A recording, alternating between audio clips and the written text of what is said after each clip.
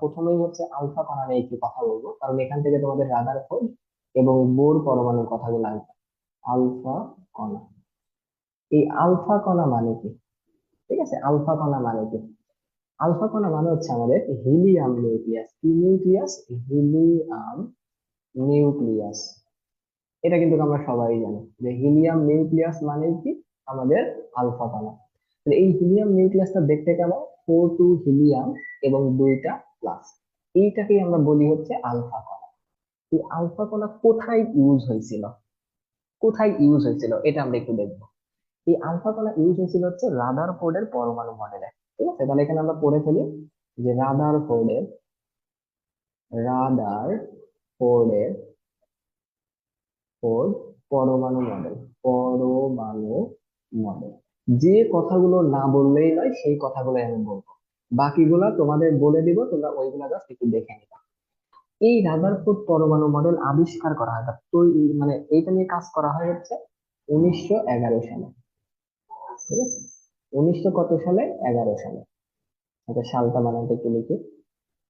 আচ্ছা, 1911 সালে এই রাদারফোর্ড পরমাণুটা কেমন হয়েছিল, তার আগে আমরা একটা জিনিস এমসিকিউ করে নিই।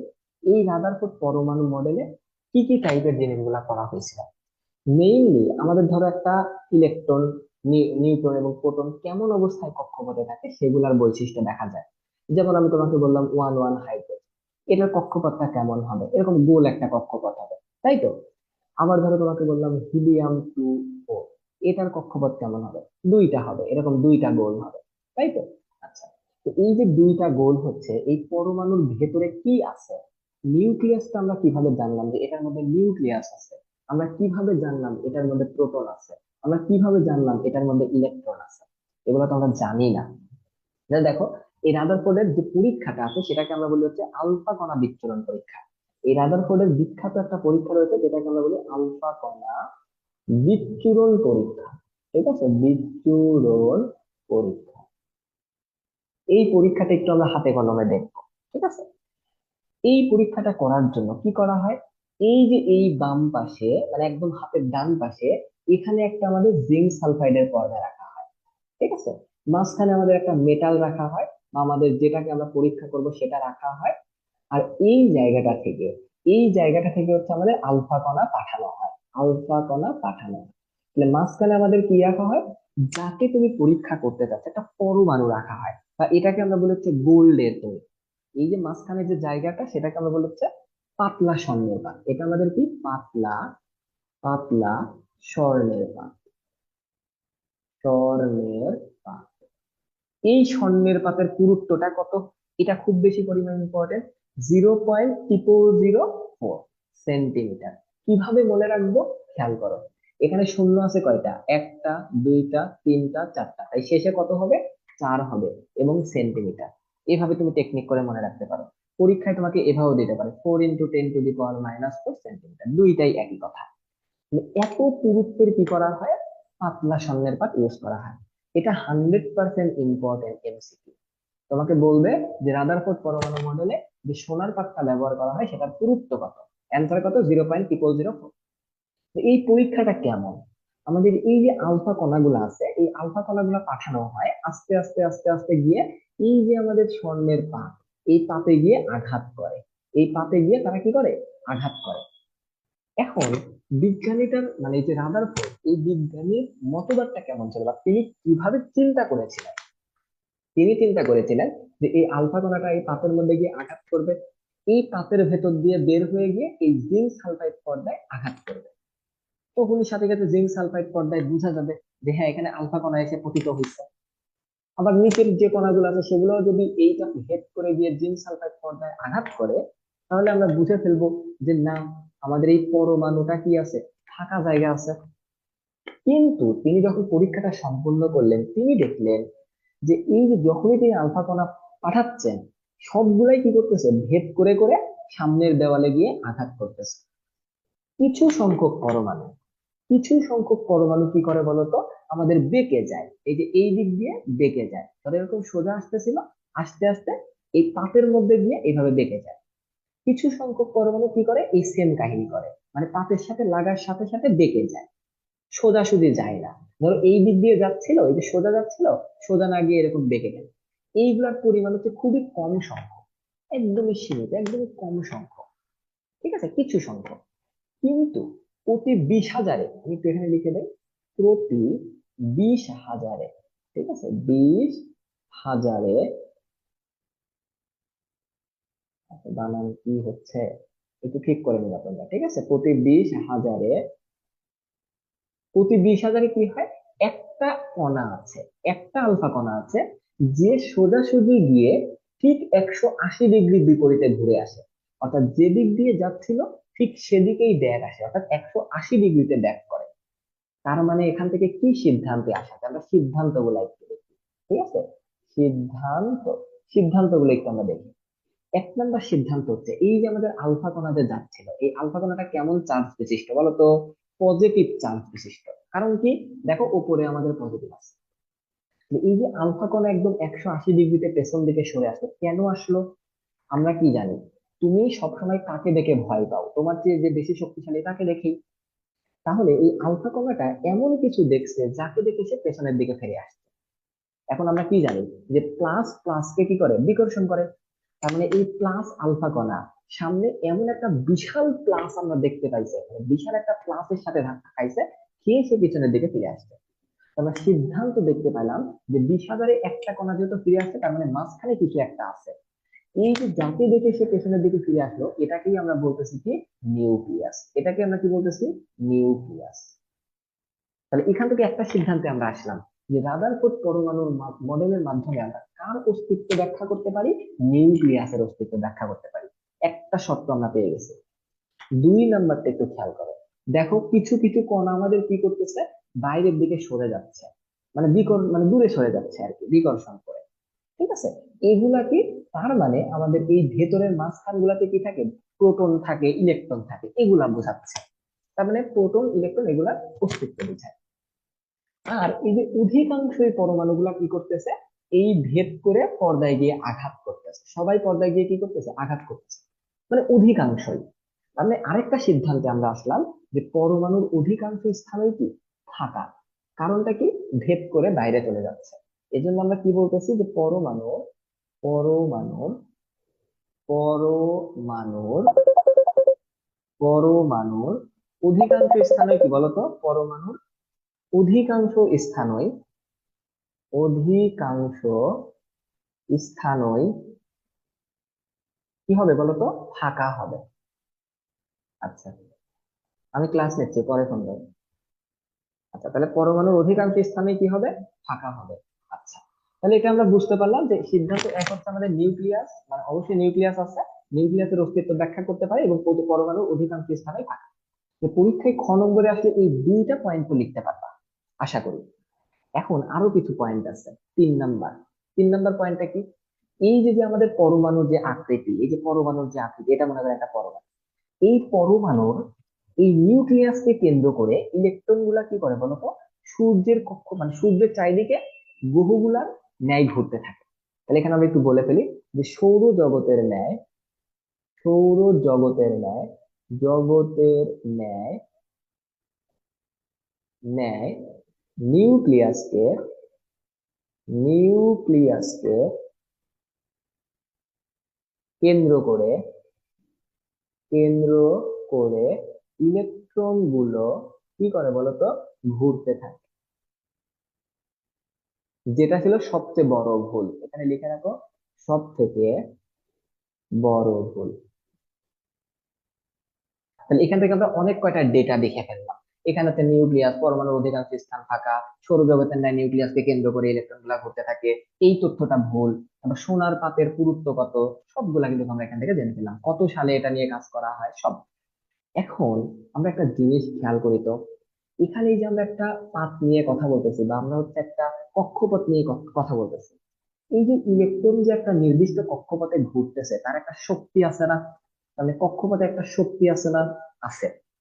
আবার দেখো এই কক্ষপথে এই যে আমাদের ইলেকট্রন গুলা এই যে নিউক্লিয়াস থেকে একটা নির্দিষ্ট দূরে আছে, এই যে দূরত্ব, এই যে দূরত্ব, এই ব্যাসার্ধটা, যেহেতু কক্ষপথটা গোল, তো একটা ব্যাসার্ধ আছে না? এই ব্যাসার্ধ সম্পর্কে কি কোনো ধারণা এখানে দেওয়া আছে? নাই। মানে শক্তি সম্পর্কে ধারণা দেওয়া নাই, ব্যাসার্ধ সম্পর্কে ধারণা দেওয়া নাই। এবার দেখো, যেহেতু শক্তি সম্পর্কে ধারণা নাই, ব্যাসার্ধ সম্পর্কে ধারণা নাই, সেহেতু আমরা কি বলতে পারি, রাদারফোর্ডের পরমাণু মডেল স্বয়ং সম্পূর্ণ নয়। এই জন্য 1913 সালে 1913 সালে একটা বিজ্ঞানী আসে যার নাম হচ্ছে বোর। এই বোর কি করে, একটা মডেল দেয়, একটা মডেল দেয়। ঠিক আছে, এই বোর মডেলটা আমরা এখন পড়বো। তো এইটুকু নিয়ে কারো যদি কোনো প্রশ্ন থাকে আমাকে একটু বলবো। ভাই একটা প্রশ্ন ছিল, সেটা হচ্ছে ভাই পাতলা পাতলা স্বর্ণের পাত হচ্ছে যেখানে ব্যবহৃত হয়েছে। তো ভাইয়া এখানে যেসব বৈশিষ্ট্যগুলো বলা হয়েছে সেক্ষেত্রে তো এখানে একটা স্বর্ণের হচ্ছে যে পরমাণু নিয়ে না বলা হয়েছে যে আলফা কণা যখন আসবে মাঝখানেরটা থেকে 180 ডিগ্রি অ্যাঙ্গেলে ফিরে আসবে, আর বাকিগুলো হচ্ছে যে পরমাণুকে ভেদ করে চলে যাবে। এখন ভাই এখানে তো একটা স্বর্ণের পাত আছে, তো স্বর্ণের পাত থাকলে তো এখানে অনেকগুলো পরমাণু থাকার কথা।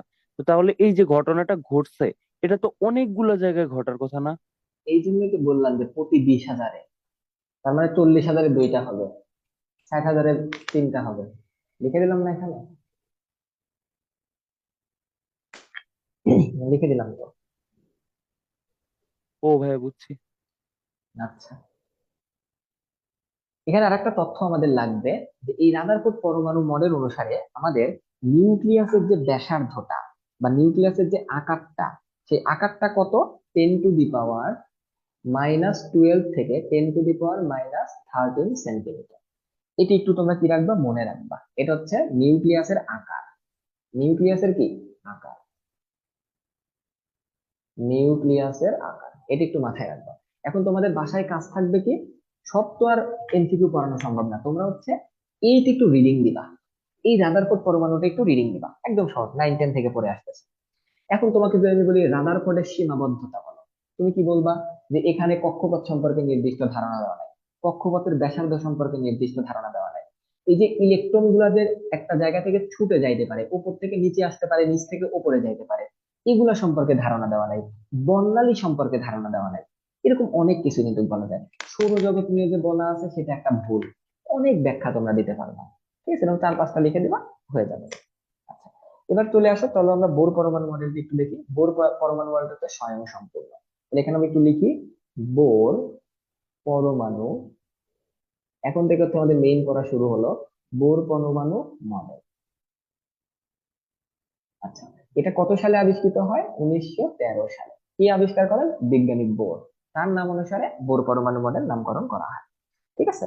আচ্ছা, তো এই বোর পরমাণু মডেলের কয়েকটা ভিত্তি আছে, যে এই বোর পরমাণু মডেল এত গ্রহণযোগ্য কেন, কেন বেটার, রাদারফোর্ডের তুলনায় কেন বেটার। কারণ এই মডেলে আমাদের শক্তি স্তর বা কক্ষপথ সম্পর্কে ধারণা দিয়েছে। তাহলে এই বোর পরমাণু মডেল কি করছে, শক্তি স্তর, শক্তি স্তর এবং শক্তি স্তর বা কক্ষপথ সম্পর্কে সম্পর্কে ধারণা দেওয়া আছে, ধারণা দেওয়া হয়। ঠিক আছে, এটা হলো 1 নাম্বার কথা। এরপর হচ্ছে আমাদের এ মডেল প্লাঙ্কের কোয়ান্টাম তত্ত্বের উপর ভিত্তি করে। কোয়ান্টাম কোয়ান্টাম তত্ত্বের উপর তত্ত্বের উপর ভিত্তি করে ভিত্তি করে প্রতিষ্ঠিত প্রতিষ্ঠিত বুঝতে পারছো? তাহলে এই মডেল কি হচ্ছে, প্লাঙ্কের কোয়ান্টাম তত্ত্বের উপর ভিত্তি করে প্রতিষ্ঠিত হচ্ছে। তাহলে শক্তি স্তর বা কক্ষপথ সম্পর্কে ধারণা দেয়। তারপরে এই মডেল হচ্ছে প্লাঙ্কের কোয়ান্টাম তত্ত্বের উপর ভিত্তি করে প্রতিষ্ঠিত হয়েছে। এইরকম অনেক কথা কিন্তু এখানে কি আছে, বলা আছে। এরপর হচ্ছে আমাদের কৌণিক ভরবেগ সম্পর্কে ধারণা দেয়, কৌণিক ভরবেগ সম্পর্কে ধারণা দেয়। ঠিক আছে, তাহলে একটু আমরা মনোযোগ দিয়ে খেয়াল করি, আমরা এই নিচের দিক থেকে যাত্রা শুরু করব। আমরা একদম লাস্টে গিয়ে শক্তি স্তর নিয়ে আলোচনা করব, প্রথমে আমরা কৌণিক ভরবেগ সম্পর্কে আলোচনা করে নেব। এটা খুব মজার ব্যাপার, দেখবা, খুব মনোযোগ দিয়ে খেয়াল করবা। এখন থেকে কিন্তু আমাদের মেইন পড়াশোনা শুরু।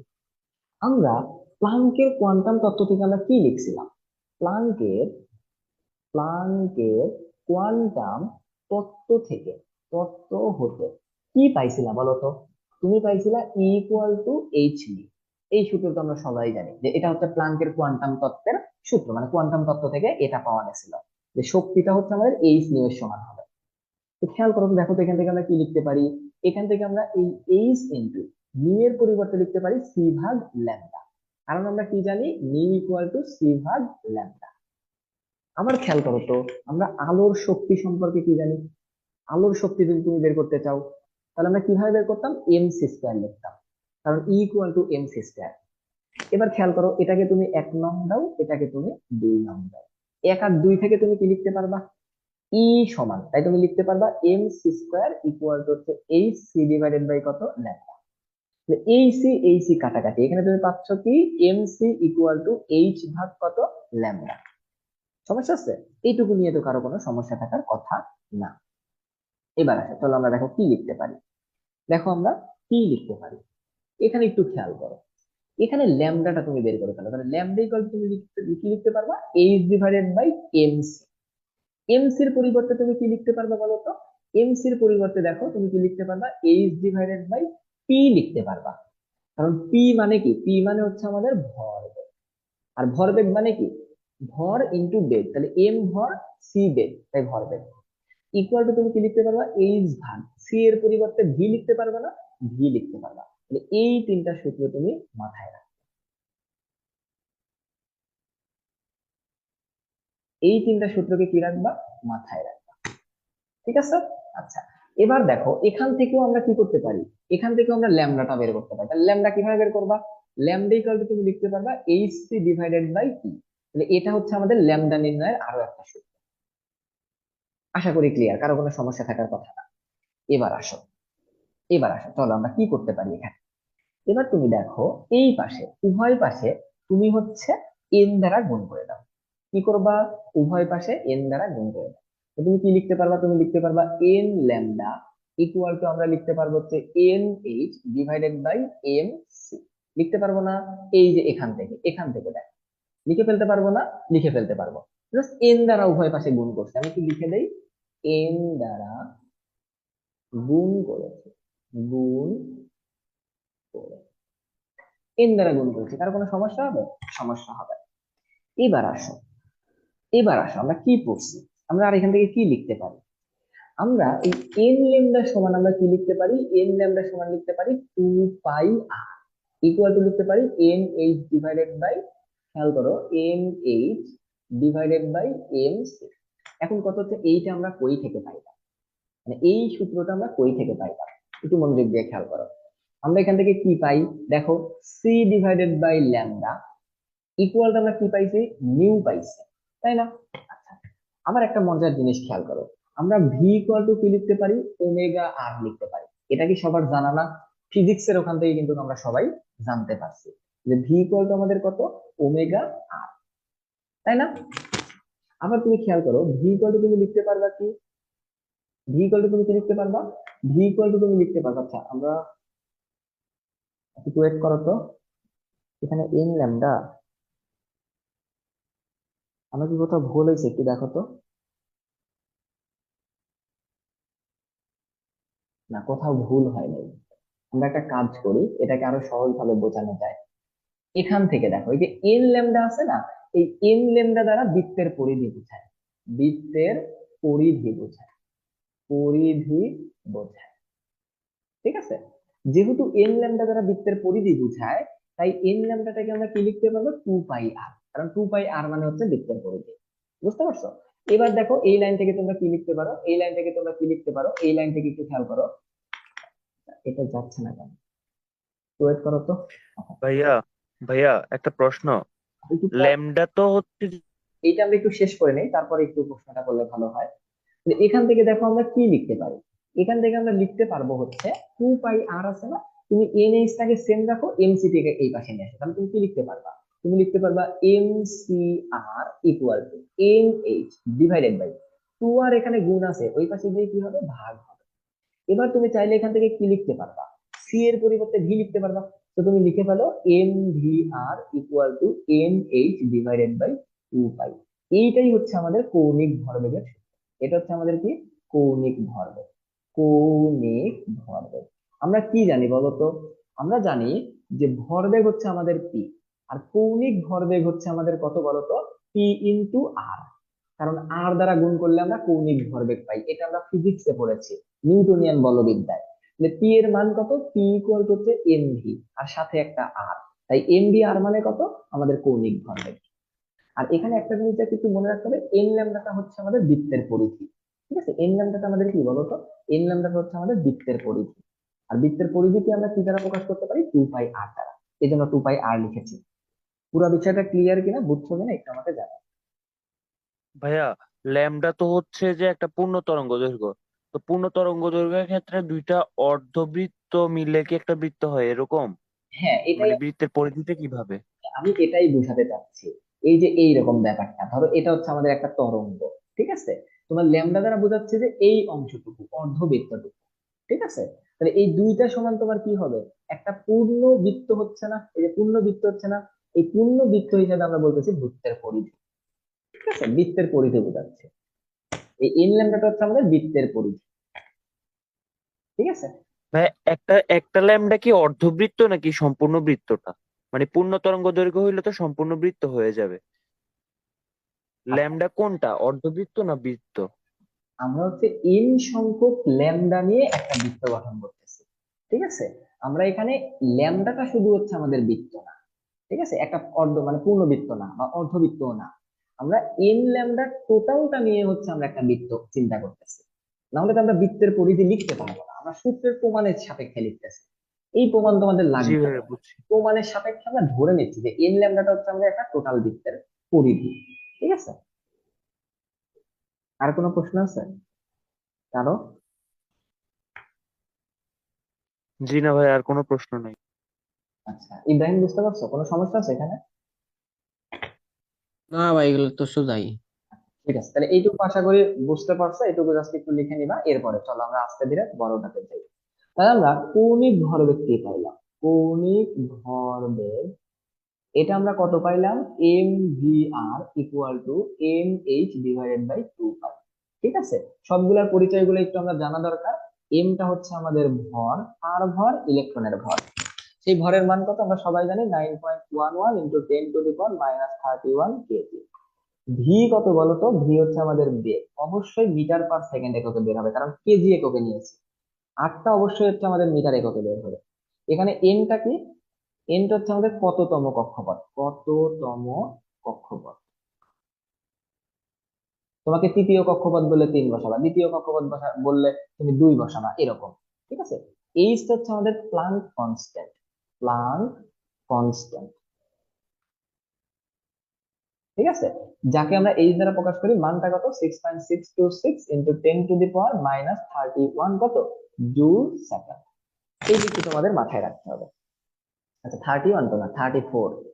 আমি ভরটা লিখে দিয়েছি, 34 জুল সেকেন্ড। আচ্ছা, তো এইটুকু আশা করি বুঝতে পারছো। এইটুকু নিয়ে কারো সমস্যা থাকার কথা না, এখান থেকে তোমার ম্যাথ আসতে পারে। তো আমরা ম্যাথ করব, সমস্যা নাই। এবার আসলে আমরা সামনের দিকে যাই। এখন আমরা হচ্ছে কক্ষপথের শক্তি নিয়ে আলোচনা করবো। দেখো, 1 নম্বরে আমাদের কি ছিল? কক্ষপথের শক্তি স্তর সম্পর্কে ধারণা নিয়ে আমাদের কথা ছিল। তাহলে চলো একটু আমরা কক্ষপথের শক্তি স্তর নিয়ে কথা বলি। প্রথমেই আমরা দেখো কি করব, আমরা কক্ষপথের শক্তি স্তর নিয়ে কথা বলবো, যেটাকে আমরা ই এন দ্বারা প্রকাশ করি। অর্থাৎ আমাদের এন তম কক্ষপথের শক্তি, এখানে কি লিখে দেই? এন তম কক্ষপথের শক্তি। এন তম কক্ষপথের শক্তি, আমরা সূত্রটাকে, সূত্র জাস্ট আমি যেটা লিখে দিব সেটাই মনে রাখবা। বাকি আর অন্য সূত্র মনে রাখার দরকার নাই। ঠিক আছে, তোমাদের বইয়ে এসআই এককে একটা সূত্র লেখা আছে, সিজিএস একে একটা লেখা আছে। তো অন্য কিছু মনে রাখার দরকার নেই, জাস্ট আমি যেটা বলবো সেটা মনে রাখবা। সিজিএস এককটা মনে রাখবা। তাহলে ইএন এর সূত্র হচ্ছে আমাদের, মানে এন তম কক্ষপথের শক্তির সূত্র হচ্ছে আমাদের -2 পাই স্কয়ার, এরপর কত? M E to the power 4। ঠিক আছে, 2 pi square M E to the power 4। আর নিচে কত হবে? N square into A square. ঠিক আছে। আচ্ছা, এখানে জেড স্কোয়ারও থাকার কথা, এখানে হচ্ছে এম জেড স্কোয়ার হবে, আমি এটা লিখি নাই কারণ জেড এর মান অলওয়েজ ওয়ানই হয়। Z square M E to the power 4। ঠিক আছে, সবগুলোর পরিচয় দিচ্ছি। ব্যাসার্ধ নির্ণয় সূত্র কি? এন তম ব্যাসার্ধ, ব্যাসার্ধ ইকুয়াল টু আমরা বলতে পারি আর এন। এটার অ্যান্সার কত হবে, মানে আর এন এর সূত্রটা কি হবে? এটা সূত্র হবে হচ্ছে আমাদের N square A square divided by 4 pi square M Z square, M Z square. এবং হচ্ছে আমাদের এন তম বেগ, বেগ নির্ণয় সূত্র কি, ভিএন ইকুয়াল টু কত আসবে, ভিএন ইকুয়াল টু হচ্ছে আমাদের 2 পাই স্কোয়ার বা 2 পাই। তোমরা এটা একটু মিলাই নিবা, ঠিক আছে? কিছু কিছু জায়গায় একটু মানে অন্যরকম থাকতে পারে, তোমরা জাস্ট একটু বইয়ের সাথে মিলাই নিবা, ঠিক আছে? কারণ এই সূত্রগুলা মুখস্থ রাখা আসলে খুবই কষ্টকর, ঠিক আছে? আর মুখস্থ রাখাও লাগে না। তো একটু লিখে দেই, 2 পাই জেড স্কোয়ার ডিভাইডেড হচ্ছে আমাদের কত আসবে, এন এইচ। এই তিনটা সূত্র তোমার ঝাড়া মুখস্থ রাখতে হবে, ঠিক আছে? প্রত্যেকটা সূত্র তোমার ঝাড়া মুখস্থ রাখতে হবে। এখন আমি পরিচয়গুলা একটু বলি। যে পরিচয়গুলা বলবো এটা সবচেয়ে ইম্পর্টেন্ট, কারণ এখানে তুমি ভুল করবা। আমি একবার বলি, একবার করে বলতে থাকি। পাই তো ধ্রুবক, এন হচ্ছে তোমার কক্ষপথ সংখ্যা, কক্ষপথ সংখ্যা যেটা তোমার পরীক্ষায় দেওয়া থাকবে। এন ইকুয়াল টু হচ্ছে তোমার ইলেকট্রন এর ভর, যেটা তুমি জানো কত, 9.11 × 10⁻³ - 31 কেজি। এটাকে গ্রামে নিতে হবে, 28 গ্রাম। কেন? কারণ সবগুলাকে সিজিএস এককে নিতে হবে। এই সূত্রটা কিসের জন্য, সিজিএস এর জন্য, সিজিএস এর জন্য, কারণ এই সূত্রটা সহজ। এরপর আসো, ইএনটা কিসে বের হবে, ইএন এর অ্যান্সারটা আসবে হচ্ছে, এটা পরে লিখতেছি কারণ এখন লিখলে বুঝবা না। আমরা হচ্ছে অন্য পরিচয়গুলো একটু জেনে নেই। আর কি আছে, আর আছে হচ্ছে আমাদের জেড। জেড ইকুয়াল টু হচ্ছে হাইড্রোজেন এর বা পরমাণুর ভর লিখতে পারি। পরমাণু সবসময় হাইড্রোজেনই বলে, তাই ওয়ানই হয় সব। পরমাণুর, পরমাণুর ভর, ঠিক আছে? এইচটা কি, প্লাঙ্ক কনস্ট্যান্ট। যেহেতু আমরা সবগুলা সিজিএস এককে নিচ্ছি, তাই এইচটাকে জুল এককে রাখলে হবে না, এটাকে আর্গ এককে নিতে হবে। কারণ আমরা কি জানি, সিজিএস এককে শক্তির একক, মানে আমাদের কাজের একক হচ্ছে আর্গ। তাহলে এইচ এর মানটা কত হবে, আমরা সবাই জানি যে 1 জুল ইকুয়াল টু 10⁻⁷ আর্গ। তাহলে এখানে 10⁻⁷ গুণ করে দাও, তাহলে তুমি কত পাবা, 6.626 ইন্টু 10⁻⁻20 কত, 7 আর্গ সেকেন্ড। আশা করি সমস্যা থাকার কথা না, 7 গুণ করে দিছি জাস্ট।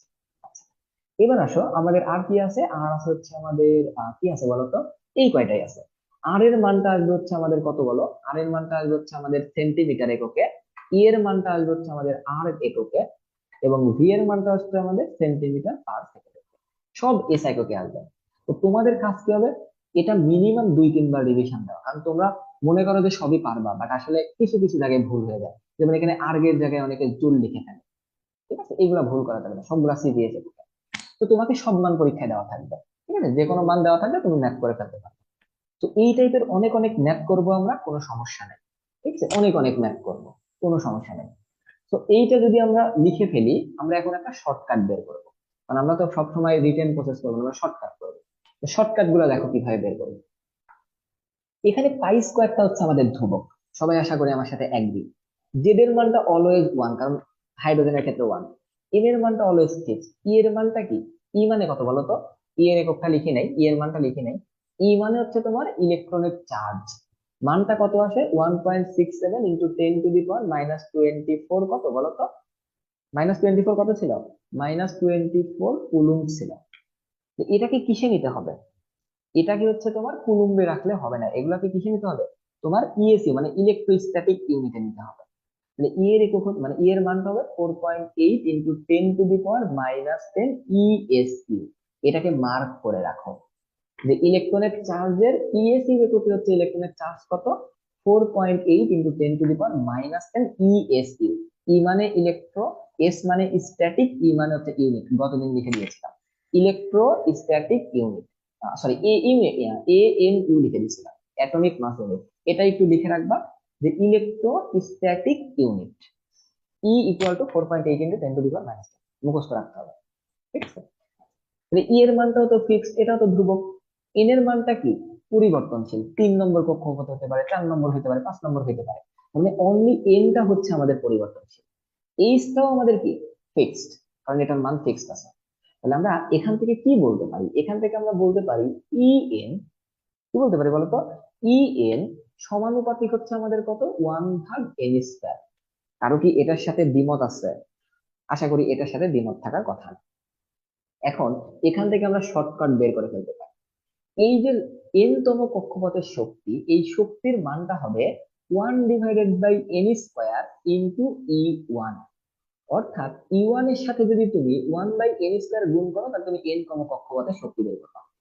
সাপোজ তোমাকে হচ্ছে E1 এর শক্তি তোমাকে বের করতে দেওয়া আছে, তোমাকে যদি বলে দশম কক্ষপথের শক্তি বের করো, তাহলে এখানে জাস্ট 10কে স্কোয়ার করে 1 বাই করে গুণ দিয়ে দিবা, অ্যান্সার পেয়ে যাবে। তাহলে এক লাইনে কিন্তু অ্যান্সার শেষ। এবার আসো আর এর ক্ষেত্রে দেখো, এখানে এনটা পরিবর্তনশীল, বাকি সবাই ধ্রুবক। তাহলে তুমি বলতে পারবা কি Rn = n² × R1। একটু সুন্দর করে লিখি এই সাইডে, আমরা এই সাইডে জায়গা আছে, আমি এই সাইডে লিখি Rn = n² × R1। এই সূত্রটা আমরা শর্টকাট হিসেবে মনে রাখবো। তোমাকে তৃতীয় কক্ষপথের শক্তি বের করতে দিলে জাস্ট 3-এর উপরে স্কয়ার ইনটু প্রথম কক্ষপথের শক্তি, মানে সরি প্রথম কক্ষপথের ব্যাসার্ধ। ঠিক আছে, একইভাবে বেগেরটা কিভাবে বের করবো, এন নিচে আছে তার মানে ব্যস্তানুপাতিক, তো তুমি লিখতে পারবা Vn = 1/n × V1। ঠিক আছে, আশা করি এটা নিয়ে কারো কোনো সমস্যা হওয়ার কথা না। এই তিনটা শর্টকাট তোমার মাথায় রাখতে হবে। অ্যাডমিশন বলো, এইচএসসি বলো, খুব বেশি পরিমাণে ইম্পর্টেন্ট। আমরা এখান থেকে ম্যাথ করবো, একটু জানাও বুঝছো কিনা। ভাইয়া শর্টকাট গুলো আবার একটু বুঝাই দেন, এই যে E1টা কিভাবে বা R1টা, এই জিনিসটা আবার একটু বুঝাই দেন। আচ্ছা খেয়াল করো, এখানে যদি আমরা বলি যে আমাদের হচ্ছে E1 এর জন্য শক্তি কত, মানে E1 এর জন্য যদি শক্তি বের করতে বলি তুমি কিভাবে বের করবা, এখানে এন এর মান 1 বসাবা, তাই না? আচ্ছা, মানে E1 এর জন্য শক্তি তুমি একটা পাইলা। তোমাকে যদি এন এর জন্য শক্তি বলি, সেমই থাকতেছে না, জাস্ট এনটা পরিবর্তন হচ্ছে না। দেখো তো, আমি যদি তোমাকে একটু দেখাই, আমাদের ই এর শক্তিটা কি আছে, আমরা জানি 2π² m z² e⁴ এখন একটু খেয়াল করো, এন এর মান যদি 1 হয় তাহলে তুমি কি লিখতে পারবা, E1 = 2π² m z² কারণ এন এর মান তো 1 লেখার দরকার হচ্ছে। এটা হচ্ছে আমাদের En। এই দুইটা তুমি তুলনা করো তো, দেখো তো কি লিখতে পারবা। দেখো তো, তুমি ভাগ করে দাও, সিম্পলি তুমি ভাগ করে দাও, তাহলে কি লিখতে পারবা, En/E1 = এখানে উপরে হবে হচ্ছে 2π² m z² নিচে হচ্ছে n²a²। নিচে এখানে কি আছে, 2π² m z² নিচে হচ্ছে a²। তাহলে এই নিচেরটাকে কপি করে আমরা কি করব, উল্টাই দিব, তাই তো? আচ্ছা, তাহলে আমরা যদি উল্টাই দেই তাহলে তুমি কি লিখতে পারবা, লিখতে পারবা হচ্ছে 2π² m z² ইন্টু এই স্কয়ারটা উপরে চলে যাবে, নিচে আসবে 2π² mz e⁴, মানে mz² e⁴। মানে এইটা কাটাকাটি, এই স্কয়ার কাটাকাটি থাকতেছে কি 1/n²। তো তুমি লিখতে পারবা En/E1 = 1/n²। এখন তুমি আর গুণ করো, কি লিখতে পারবা, En = 1/n² ইন্টু E1। এই সূত্রটা, এই যে প্রমাণটাকে আমি ছোট করে তার শর্টকাট হিসাবে লিখে দিয়েছিলাম এক লাইনে। ঠিক আছে, দেখো ক্লিয়ার কিনা, বুঝছো কিনা। জি ভাইয়া বুঝছি। এখন সেম ভাবে আমরা এগুলা প্রমাণ করতে পারি, যে R1 প্রমাণ করতে পারি, এন এর মান 1 বসাবা, তারপর তুমি এই যে এইভাবে ভাগ করে দিবা, দেখবা তোমার এই সেম অ্যান্সারই আসতেছে। ঠিক আছে, সেম অ্যান্সারই আসতেছে। আশা করি এটা নিয়ে কারো কোনো সমস্যা থাকার কথা না। আচ্ছা, তো এখন তোমাকে R1 আর তারপর E1 V1 এগুলো তুমি ইজিলি বের করতে পারো। তো চলো একটা বের করি, এখানে E1টা বের করি। এখানে তুমি মানগুলো একটু বসাও, 2π² যেমন আছে তেমন রাখো। এম এর মান 9 কত হবে, 9.11 ইন্টু 10⁻⁴ কত বসাবো বলো, 10⁻⁴ হচ্ছে তুমি 10⁻⁴ কত বসাবা, আর এককে আনতে চাচ্ছি তাই না। আচ্ছা, এসআই এককে আনি, আমরা সবগুলাকে এসআই এককে আনি, প্রথমটা এসআই এককে এনে ফেলি। তাহলে এখানে আমাদের আর কি আছে, Z², মানে হাইড্রোজেনের জন্য 1², কারণ সবগুলো আমরা হাইড্রোজেনের জন্য বের করতেছি। ই এর মান কত, 1.24 ইন্টু, আচ্ছা 1.66, 1.66 ইন্টু 10⁻⁻, কত আসবে বলো, 24 কুলম। এটা 24 না 27, একজন একটু আমাকে বলো তো, 24 না 24ই তো হওয়ার কথা। একজন একটু বলো তো, ইলেকট্রনের চার্জ কত,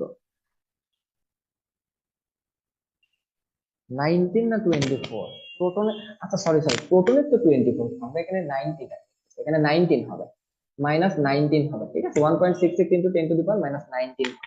আমি ভুলে একটু প্রোটনেরটা লিখে ফেলছিলাম, আর কি। এটা একটু ঠিক করে নিও তোমরা। এবার হাইড্রোজেন এইচ এর মানটা কত, এইচ এর মান হচ্ছে আমাদের 6.626 ইন্টু 10⁻⁻34। এটার উপরে কি হবে, স্কোয়ার হবে। সুন্দর করে যদি তুমি ক্যালকুলেটারে বসাও, তোমার অ্যান্সার আসবে কত, 2.18 ইন্টু 10⁻⁻, মাইনাস কত আসবে, 18 আসবে সম্ভবত, একটু ক্যালকুলেটারে জাস্ট বসাই নিও। এত জুল। ঠিক আছে, এত জুল আসবে তোমার অ্যান্সার। এখন এটাকে যদি তুমি ইলেকট্রন ভোল্টে নাও, ঠিক আছে, এটাকে যদি তুমি কি নাও, ইলেকট্রন ভোল্টে নাও, অর্থাৎ এই ইলেকট্রনের চার্জ দ্বারা আবার ভাগ করে দাও, দেখবে তোমার অ্যান্সার আসবে 13.58 ইলেকট্রন ভোল্ট। এইটা একটু তোমরা ক্যালকুলেটারে বসাই দেখো সেম আসে কিনা। ভাইয়া ইলেকট্রনের চার্জ তো 1.6, মানে 1.6021, হ্যাঁ, 1.66 না তো ভাই। 1.66 ইন্টু 10⁻⁹ না? 1.60 আসতেছে ভাইয়া ক্যালকুলেটর। আচ্ছা, 1.60 এবং কত, 10⁻⁹। জি। একই, সমস্যা নেই এখানে। জাস্ট একটু ইয়ে করে দাও, এখানে 6 মুছে দাও। বইয়ের 6 লেখে, হয়তো 60 লিখলেও সমস্যা নেই, ঠিক আছে, একই আসবে। আচ্ছা, তো এইটা একটু তোমরা জি just, ভাই। হ্যাঁ, এই মানটা একটু বের করবে, দেখবা সেমই আসতেছে আর কি। বুঝতে পারছো? তো এই মানটা মনে রাখবা যে E1 এর মান কত, এটা আজীবন মুখস্থ। ঠিক আছে, এই যে বের করলাম, কিভাবে বের করলাম বুঝতেই তো পারছো, সব মান বসাইছি বাস। যে E1 এর মান কত, -13.58 ইলেকট্রন ভোল্ট। এইটা একটু তোমরা কি রাখবা, মনে রাখবা। আরো কোনো সমস্যা আছে কিনা বলো? জি না ভাইয়া। অন্য কারো কোনো সমস্যা আছে? না ভাই, সমস্যা নেই। আচ্ছা, এইটা আশা করি কারো কোনো সমস্যা থাকার কথা না। আচ্ছা, তো এইটুকু যদি বুঝে থাকো, আমরা একটু নতুন করে জয়েন দাও, কারণ আমাদের সময় শেষ। ঠিক আছে, আমাদের হচ্ছে আর কত মিনিট আছে, 1 মিনিট আছে, একটু সময় আমরা নতুন করে জয়েন দাও। আমি কেটে দিচ্ছি। আচ্ছা, আগের স্লাইডে আমরা যা পড়ছি এখনো হচ্ছে আমরা সেগুলো একটু দেখবো। আমরা এখানে E1 এর মান বের করলাম, E1 কত আসলো, -13.58 ইলেকট্রন ভোল্ট। ঠিক আছে, আচ্ছা, তো এইটা আমরা বুঝতে পারলাম। এবার হচ্ছে তুমি আর এর মানটা বের করবা। তুমি এখানে R1 যদি বের করতে চাও, তাহলে এখানে তুমি মানগুলা বসাই দিবা। যেমন তুমি Rn এর সূত্র জানো, Rn এর সূত্র তুমি কি জানো? Rn এর সূত্র তুমি জানো হচ্ছে n²a²/4π² mz² এইরকম, তাই না? তো তুমি যদি এখানে R1 টা বের করতে চাও, তাহলে n এর মান তুমি 1 বসাবা, h এর মান তুমি কত বসাবা, ওই যে তোমাকে যেটা শিখাই দিছি, তুমি এখন সিজিএস এককেই বসাও। 6.626 ইন্টু 10⁻⁻27। এখানে 4π² পাই এর মান বসাও। এম এর মান 9.11 ইন্টু 10⁻27 গ্রাম, 27 তো না, 28 গ্রাম। এরপর জেড এর মান হচ্ছে 1, কারণ হাইড্রোজেনের জন্য, সবগুলো আমরা হাইড্রোজেনের জন্য বের করি। 4.8 ইন্টু 10⁻10⁻10 ইএসইউ বসাও, এটার উপরে স্কোয়ার দিয়ে দাও, ক্যালকুলেটারে বসাবা, দেখবা সুন্দর করে তোমার মানটা চলে আসবে 0.53 ইন্টু 10⁻⁸ আগেই বলেছি, আটটা তোমার সেন্টিমিটারে আসবে সিজিএস একক, মানে এই সূত্রে মান বসালে। তো এখান থেকে তুমি বলে ফেলতে পারবা R1 এর মান 0.53 অ্যাংস্ট্রম। ঠিক আছে, অ্যাংস্ট্রম কেন? কারণ আমরা জানি 10⁻8 সমান হচ্ছে 1 অ্যাংস্ট্রম। ঠিক আছে, তো 10⁻8 দ্বারা গুণ করলে আমরা 0.53 পাই। ঠিক আছে, তো এই মানটা একটু মুখস্থ রাখবে। এখন তোমাকে আমি যাই বলি না কেন, তোমাকে আমি বললাম যে তৃতীয় কক্ষপথের বের করো, কক্ষপথে বের করো। তোমাকে বললাম হচ্ছে চতুর্থ কক্ষপথে বের করো, পঞ্চম কক্ষপথে, কোনো সমস্যা হবে? কি করবা, R3 ইকুয়াল টু 1/3, আর এর ক্ষেত্রে তো 1 বাই হবে না, 3² ইন্টু R1। R4 সমান লিখবা 4² into R1। R5 equal to তুমি লিখবা 5² ইন্টু R1।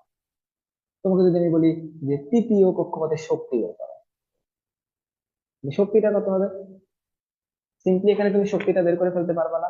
যে এখানে E3 ইকুয়াল টু হচ্ছে তোমার কত হবে বলো তো, 3² ইন্টু E1। তোমাকে যদি E4 বের করতে দেয় ঠিক চতুর্থ কক্ষপথে, তাহলে কত হবে, 4² ইন্টু E1। এখানে ভুল লিখছে, এখানে 1 বাই হবে, ঠিক আছে, 1 বাই হবে।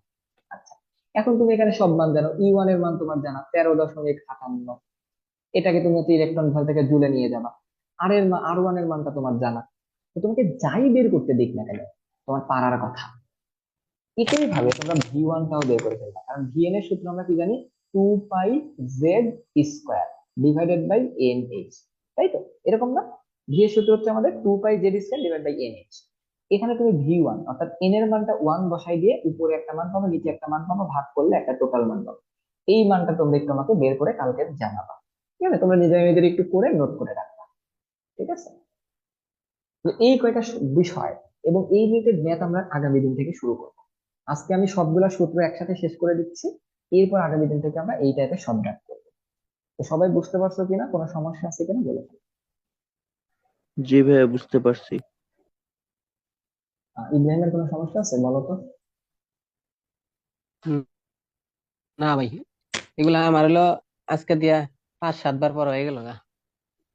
ঠিক আছে, সমস্যা নেই, চলো আমরা সামনের দিকে যাই। তাহলে একটু দেখো, আমরা এখান থেকে হচ্ছে একটা সূত্র পড়বো। কি সূত্র পড়বো একটু খেয়াল করো। এখানে হচ্ছে আমরা, মনে করো এটা হচ্ছে আমাদের একটা কক্ষপথ। এটা মনে করো একটা কক্ষপথ, মাঝখানে নিউক্লিয়াস আছে, এখানে ধরো আর একটা কক্ষপথ আছে। সাপোজ এখানে একটা মনে করো ইলেকট্রন আছে, এখানে একটা ইলেকট্রন আছে। এই ইলেকট্রনটা মনে করো এরকম নেমে নেমে এই কক্ষপথে, একদম প্রথম কক্ষপথে চলে আসে। অথবা এই ইলেকট্রনটা মনে করো আগুনে হিট পেয়ে উপরের দিকে উঠে গেল, যাইতেই পারে। আমরা এটাকে সংকুচিত করলাম বা আমরা হিট কমাইলাম, নিচে নেমে আসলো। হিট অ্যাবজর্ব করে নিচে নেমে আসলো, সরি, হিট ডিজল মানে ছেড়ে দিয়ে নিচে নেমে আসলো। এবং হিট অ্যাবজর্ব বা হচ্ছে আমাদের শক্তিটা অ্যাবজর্ব করে উপরের দিকে উঠে গেল, যাইতেই পারে। শোষণ এবং বিকিরণ। এবার একটু খেয়াল করো, এই যে আমাদের নিচে নেমে আসতেছে বা উপরে উঠে যাচ্ছে, তার মানে কি এটা একটা শক্তির দরকার হচ্ছে না।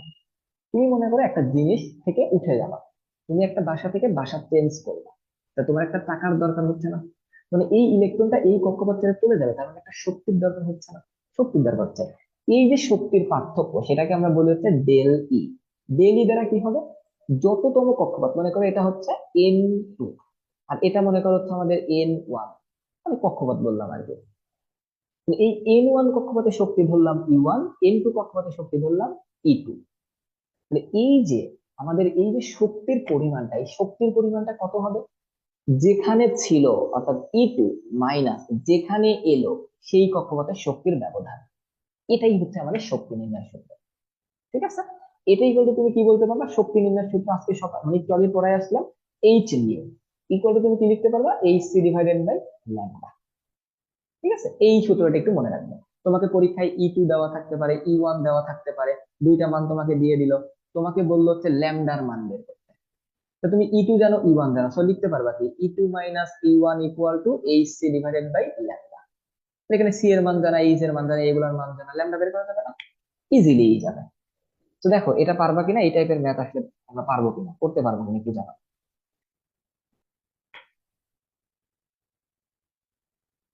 সমস্যা আছে কিনা দেখো। পারমু ভাই। ভাই এই যে E1 minus E2 minus E1, এটা দিয়ে একটা অঙ্ক করাই দেন। A2 - A1 কোনটা, এই যে E2 - E1, এটা আমরা এটা আগামী দিন সব সূত্র করবো, মানে ম্যাথ করবো আর কি, আজকে কোনো ম্যাথ করবো না, ঠিক আছে, আমাদের সময় নেই আজকে। আচ্ছা আচ্ছা, ঠিক আছে ঠিক আছে। এবার তাহলে E2 মাইনাস, এটা আমরা বুঝলাম। এবার আসো, আমরা ভি বার অর্থাৎ একক দৈর্ঘ্যে আমাদের যে পরিমাণ তরঙ্গ সংখ্যা থাকে, বা এটাকে আমরা একটা বলতে পারি তরঙ্গ সংখ্যা, বা একক দৈর্ঘ্যে তরঙ্গ সংখ্যা, তরঙ্গ সংখ্যা, যেটাকে প্রকাশ করি কি দ্বারা, ভি বার দ্বারা। কি দ্বারা, ভি বার, এই যে ভি বার মানে ভি নট দ্বারা। এই ভি নট সমান তুমি কি লিখতে পারবা, 1/λ। মানে কি বলতো, একের মধ্যে কতটুকু তরঙ্গ আছে সেটাকেই আমরা বলি তরঙ্গ সংখ্যা। ঠিক আছে, একক দৈর্ঘ্যে যতটুকু তরঙ্গ আছে, তাহলে 1/λ। এটার সূত্র কি, আর এইচ ইন্টু 1/n1 এর স্কোয়ার মাইনাস 1/n2 এর স্কোয়ার ইন্টু হচ্ছে আমাদের কত, জেড স্কোয়ার।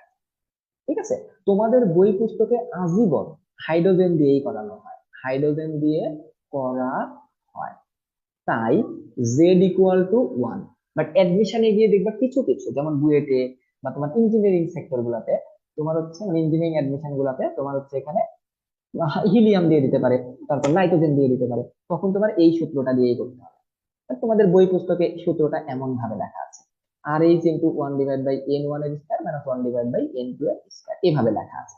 জেডটা লেখে না, কারণ জেড এর মান 1। ঠিক আছে, এটা কার সূত্র, 1/λ সূত্র। আটটা কি, আটটা হচ্ছে আমাদের রিডবার্গ ধ্রুবক। কি ধ্রুবক, রিডবার্গ ধ্রুবক, যার মান হচ্ছে 109678। ঠিক আছে, N1টা কি, নিম্ন শক্তি স্তর, নিম্ন শক্তি স্তর, শক্তি স্তর মানে ছোট সংখ্যা যেটা। তোমাকে ধরো বললো 3 নম্বর শক্তি স্তর থেকে 2 নম্বরে আসলো, অথবা বললো 1 নম্বর থেকে 2 নম্বরে গেল, তাহলে এই এনটা হচ্ছে 1 এবং এনটা হচ্ছে 2, অর্থাৎ ছোট যে মানটা থাকবে। আর N2টা কি, N2টা হচ্ছে আমাদের উচ্চ শক্তি স্তর, উচ্চ শক্তি স্তর, উচ্চ শক্তি স্তর। এটাকে তোমাদের অনেক জায়গায় দেখবা এভাবেও লেখা আছে, এন লোয়ার এবং এন হায়ার, এভাবেও লেখা থাকতে পারে। ঠিক আছে, তোমরা যেভাবে মনে রাখতে পারো। তাহলে এখান থেকে আমরা ল্যামডাটা ইজিলি কি করতে পারবো, বের করতে পারবো। আর এই যে আর এইচ এর যে মানটা, এটা হচ্ছে অবশ্যই আমাদের সেন্টিমিটার ইনভার্স এককে। ঠিক আছে, মানে পার সেন্টিমিটার এককে। তাহলে এখানে ল্যামডার মানটা আমরা কি এককে পাবো, ল্যামডার মানটা আমরা সেন্টিমিটার এককে পাবো, কারণ এখানে আমাদের রিডবার্গ ধ্রুবকের এককটা কত, সেন্টিমিটার ইনভার্স। দেখো, এটুকু নিয়ে কারো কোনো কনফিউশন আছে কিনা জিজ্ঞাসা আছে, কারো কোনো সমস্যা আছে?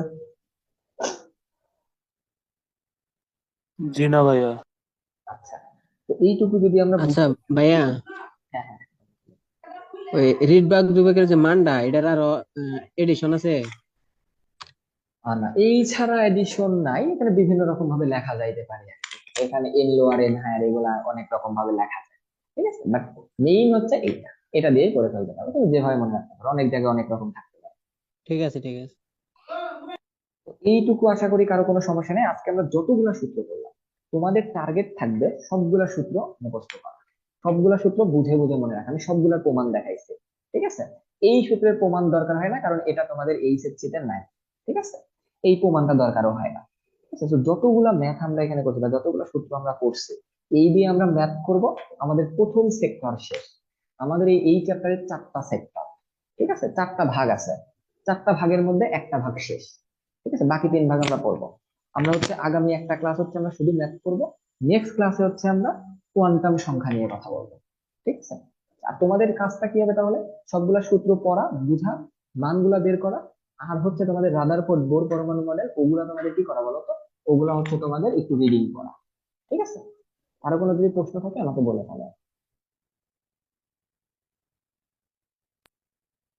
প্রশ্ন নাই কিন্তু। ভাই, রিডবার্গ ধ্রুবকের মানটা